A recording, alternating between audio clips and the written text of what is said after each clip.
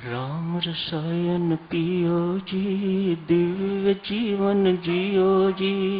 राम रसायन पियो जी, दिव्य जीवन जियो जी। राम रसायन पियो जी, दिव्य जीवन जियो जी। राम रसायन पियो जी, दिव्य जीवन जियो जी। राम रसायन पियो जी, दिव्य जीवन जियो जी। राम रसायन दिव्य जीवन, राम रसायन पियो जी, दिव्य जीवन जियो जी। राम रसायन दिव्य जीवन जियो जी। राम रसायन पियो जी, दिव्य जीवन जियो जी। राम रसायन पियो जी, दिव्य जीवन जियो जी। राम रसायन पियो जी, दिव्य जीवन जियो जी। राम रसायन पियो जी, दिव्य जीवन जियो जी। राम रसायन पियो जी, दिव्य जीवन जियो जी। राम रसायन पियो जी, दिव्य जीवन जियो जी। राम रसायन पियो जी, दिव्य जीवन जियो जी। राम रसायन पियो जी, दिव्य जीवन जियो जी। राम रसायन पियो जी, दिव्य जीवन जियो जी। राम रसायन पियो जी, दिव्य जीवन जियो जी। राम रसायन पियो जी, दिव्य जीवन जियो जी। राम रसायन पियो जी, दिव्य जीवन जियो जी। राम रसायन पियो जी, दिव्य जीवन जियो जी। राम रसायन पियो जी, दिव्य जीवन जियो जी।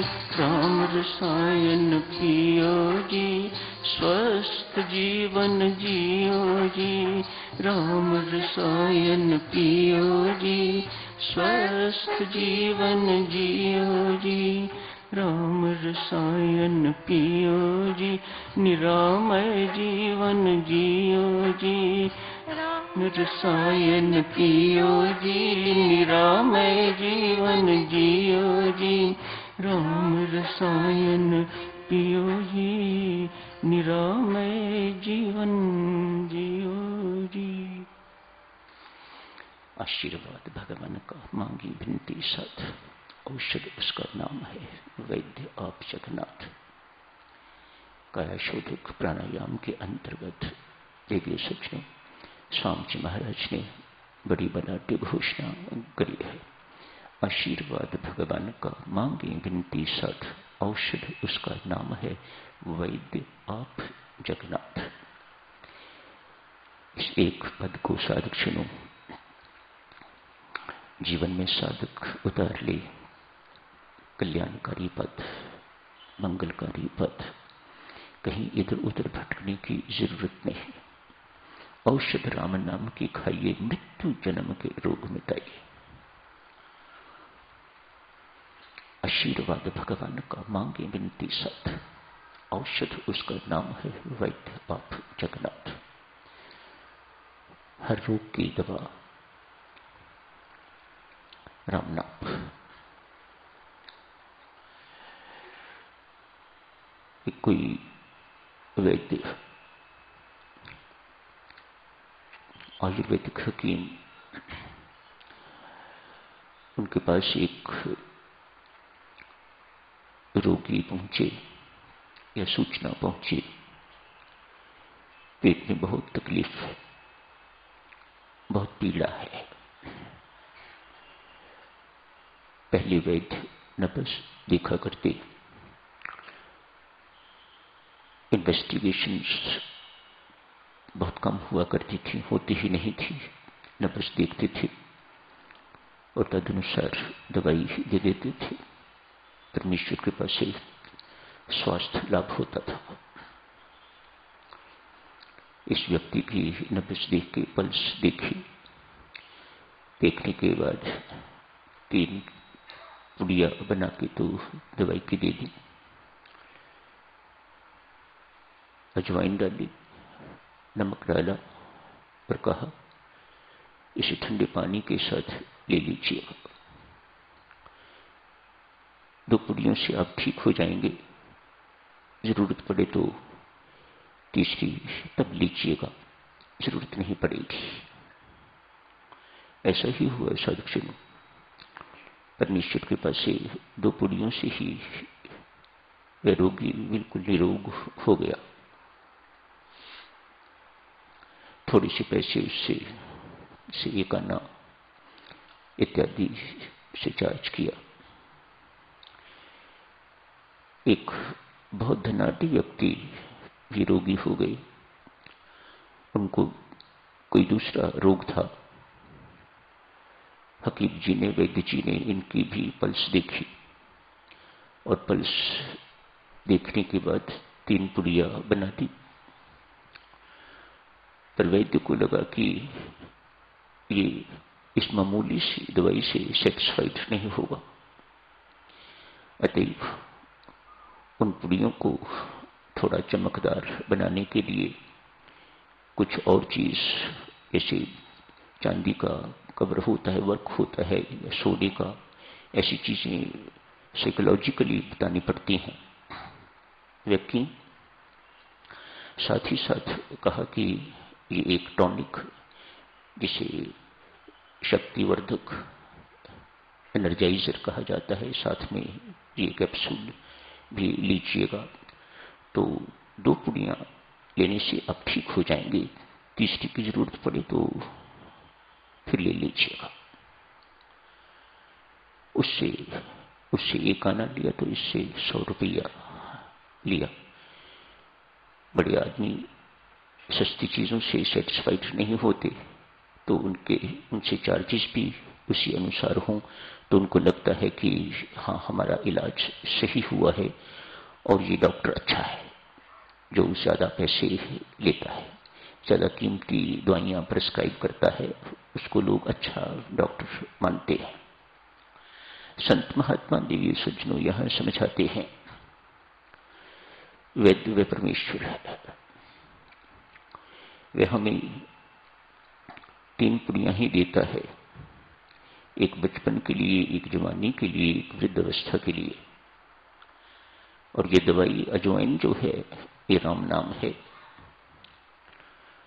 प्रेम पूर्वक ये प्रेम साथ नमक, अजवाइन के साथ वह नमक डालता है। और साथ ही साथ ये वैद्य, महावैद्य परमात्मा कहता है, इसे निष्कामता रूपी शीतल जल से सेवन कीजिएगा। विनम्रता पूर्वक, निरअभिमानता पूर्वक इस दवाई का सेवन करिएगा। 3 पुड़िया पर्याप्त है।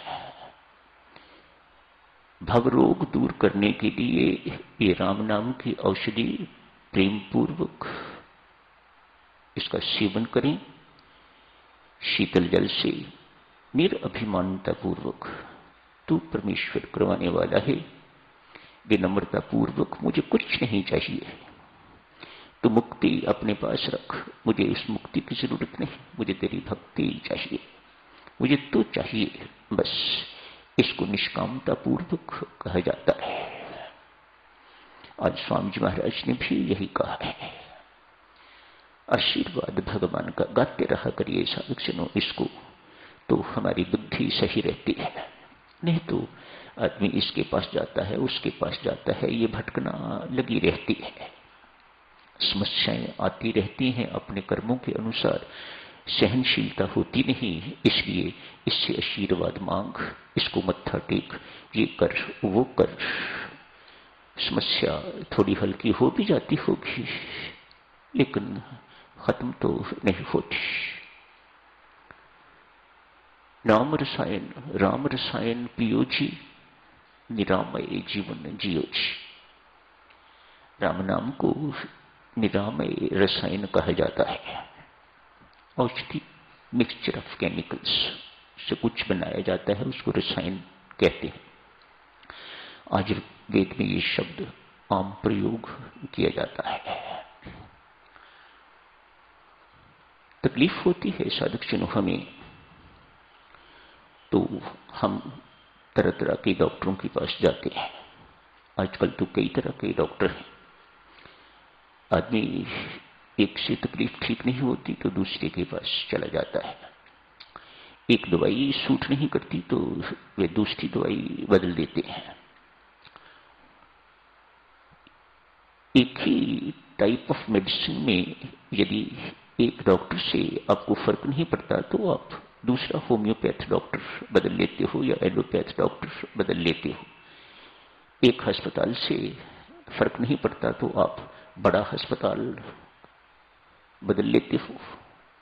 यहां से फर्क नहीं पड़ता तो आप मुंबई यदि अफोर्ड कर सकते हो तो मुंबई या विदेश भी ले जाते हो। ये सब बातें करते हो। संत महात्मा यहां स्पष्ट करते हैं, संसार में ना कोई ऐसा डॉक्टर है, ना ही कोई ऐसी दवाई जो आपको भवरोग से निरोग बना सके। वे औषधि, वे रसायन सिर्फ गुरु महाराज के पास है, जो राम नाम की रसायन देते हैं, राम नाम की औषध देते हैं। उससे का सेवन करने से, जैसे आप जी से कहा गया है, प्रेम पूर्वक सेवन करें, निरअभिमानता पूर्वक, निष्कामता पूर्वक सेवन करें तो भवरोग आपका कटेगा। आप भवरोग से बिल्कुल निरोग हो जाएंगे। साधुजनों, जिस प्रकार से बीज को भून दिया जाए, बीज को उबाल दिया जाए, बीज की शक्ल ना बिगड़े, शक्ल उसकी, आकृति उसकी बिल्कुल बनी रहे और आप उसे भूमि में डाल दें तो वह बीज अंकुरित नहीं हो सकता, उसकी अंकुरित होने की क्षमता खत्म हो चुकी हुई है। संत महात्मा यहां समझाते हैं, गुरु महाराज द्वारा प्रदत्त मंत्र राम नाम भी ऐसा ही काम करता है। हमारे कर्म रूपी बीजों को भून देता है राम नाम द्वारा। वे कर्म बीज भून जाते हैं, उगल जाते हैं, उनके अंदर अंकुरित संस्कार उत्पन्न करने की ताकत खत्म हो जाती है। ये राम नाम की औषधि ही ऐसा कर सकेगी साधुजनों, हर कोई नहीं। इस युग में साधुजनों, संतों महात्माओं ने नहीं, अन्य लोग भी, गृहस्थ भी हैं जिन्होंने राम नाम की औषधि का सेवन किया है। इसके अतिरिक्त जिंदगी में कोई दवाई केमिस्ट से लेके क्रोसिन तक, एस्प्रिन तक जिंदगी में नहीं ली। उनका विश्वास इतना सुदृढ़ रहा है। हैट्स ऑफ उनके विश्वास के प्रति। लेकिन मैं देवियों सज्जनों, मेरी विचारधारा मुझे आपकी सेवा में रखने में कोई संकोच नहीं। मैं आप सबसे निवेदन करता हूं, उनका विश्वास बहुत अच्छा है, बहुत बड़ी बात है। दवाई कोई नहीं लेनी, राम नाम की औषधि पर इतना विश्वास है, मेरी सिर दर्द भी ठीक होगी, मेरी पेट दर्द भी ठीक होगी, मेरा कैंसर भी ठीक होगा, मेरा ये भी ठीक होगा, मेरा वो भी ठीक होगा। और फिर ऐसे लोगों पर परमात्मा की कृपा होती भी है, ऐसा नहीं है कि नहीं होती। उनमें से एक आज बात करते हैं महात्मा गांधी जी की। जिंदगी में उन्होंने कोई दवाई नहीं ली। बाजार से जो दवाइयां मिलती हैं या आयुर्वेद की या होम्योपैथिक दवाई अपने रोगों के लिए नहीं ली। उनको सुदृढ़ पक्का विश्वास था, राम नाम की औषध से बढ़ के और कोई औषध नहीं है।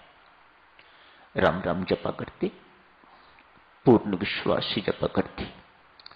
शाम की प्रार्थना सभा में गीता जी का पाठ होता तो स्थित प्रज्ञ के लक्षण उसमें रोज उनका पाठ होता। शाम की जो प्रार्थना सभा हुआ करती थी, ये उनका नियम था। मानो यूं कहिएगा, राम नाम जपा करते और गीता जी का पाठ किया करते। ये दो उनके जीवन के मूल आधार थे। ये कहते हैं, एक को मैं अपनी मां समझता हूं और दूसरे को अपना बाप समझता हूं। दोनों की चरण शरण से मुझे जो है मेरा जीवन चलता है।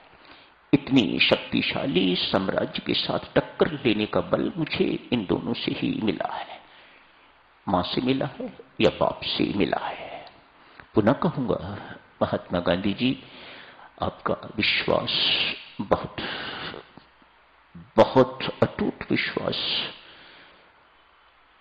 काश हम में से कोई भी इसका अनुकरण कर सकता, इसको फॉलो कर सकता। मैं आपसे अर्ज करूंगा देवियों सज्जनों, जो काम क्रोसिन कर सकती है वह राम नाम से क्यों करवाना।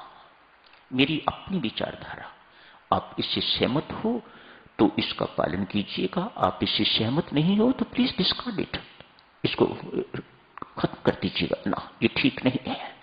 मेरी अपनी विचारधारा है। जो रोग, जो कोई काम राम नाम के अतिरिक्त किसी से हो सकता है, उसके लिए राम नाम जो तारक मंत्र है, जो पारक मंत्र है, जो मोक्ष देने वाला है, जो महामांगलिक है, जो सर्व संकटहारी है, उस इतने महामंत्र को क्यों तकलीफ दे। उसे और चीजों के लिए प्रयोग करो, भक्ति के लिए प्रयोग करो, उसे वैराग्य के लिए प्रयोग करो, उसे ज्ञान के लिए प्रयोग करो, उसे मुक्ति के लिए प्रयोग करो, उसे दूसरों की सेवा के लिए प्रयोग करो, दूसरों के काम आने के लिए प्रयोग करो, शरणागति के लिए बल चाहिए उसके लिए प्रयोग करो। परमात्मा देव हे नाम की औषधि हमें ये बल दे कि हम शरणागत हो सके, हमारा जीवन निष्काम हो सके, हमारे हृदय में किसी प्रकार की कामना न उठे। इन उच्चतम कार्यों के लिए जहां और कुछ काम नहीं आता, वहां राम नाम का प्रयोग जो है वह करना चाहिए। बहरहाल ये लोग गलत नहीं है।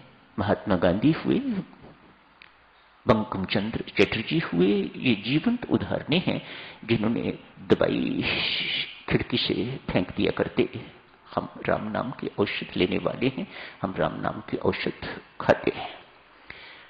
महात्मा गांधी की चर्चा साथियों 2 मिनट के लिए करते हैं। राम नाम लेते लेते आज मन उब गया और अधिक राम राम जपने को मन न करे। व्यस्त जीवन, संसार में रहते थे, संसारियों के मध्य रह के साधिक जनों असंसारी रहना बहुत कठिन। हर संसारी चाहता है कि ये व्यक्ति भी मेरी तरह संसारी ही बने, और बनाता है, घेर के रखेंगे उसे, संसार की तरह संसारी बातें करेगा, उसका दृष्टिकोण ही संसार की तरह है, वह दूसरों के साथ व्यवहार भी संसारी ही करता है, वह दिव्य व्यवहार नहीं कर सकता, उसे पता ही नहीं दिव्य व्यवहार क्या होता है।